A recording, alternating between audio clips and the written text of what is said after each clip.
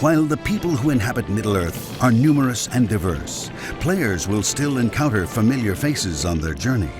As the game progresses, you'll never know when familiar characters from the books will appear.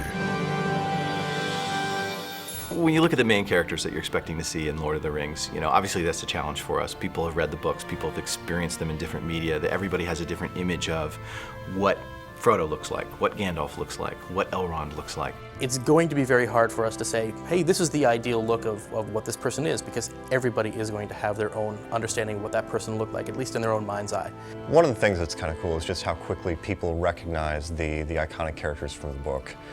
We make sure that they are all presented in a very iconic setting, so you know that the man in the gray hat with the big beard and robe, that's obviously Gandalf, not just by what he looks like, but by the things that he says and the things that he does. He's very obviously a powerful character, and we make sure that we craft every environment around a major story character to make the most of that character. So they really fit into two categories. The first category are people that are described in implicit detail by Tolkien, like Gandalf.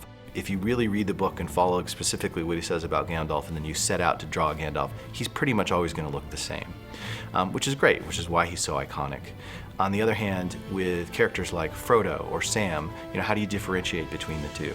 We know what hobbits look like, we have a basic idea of age and sort of what their trade is, and that gives us some idea.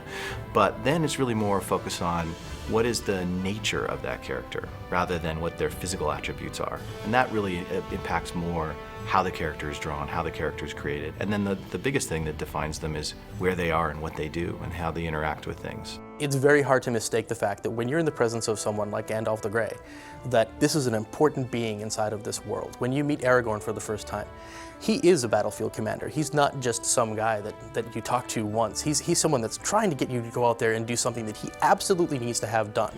From the very beginning, you can tell he is an iconic character. He is one of the leaders of this world. Elrond's another one, right? He talks about some of him specifically down to what color of some of the pieces of his clothing are. But then he really just says things like, he appears wise, and he appears that he's been around for many, many, many years. Then it becomes to interpretation. So we have to let the players suspend that disbelief. Whatever they imagine when they're in the books with those characters, they're gonna have to kind of go along for the ride with us. And I think as long as they feel like the character, they're behaving like the way they expect, that's the most important thing. If the only thing you've done is read the books, and even if you haven't read the books, I think it's going to be very simple for you to realize that these are the important characters. These are the movers and the shakers that are driving Middle-earth towards its climax. The Lord of the Rings Online, Shadows of Angmar, delivers an authentic Middle-earth experience by allowing players to interact with the familiar characters from the books of JRR Tolkien.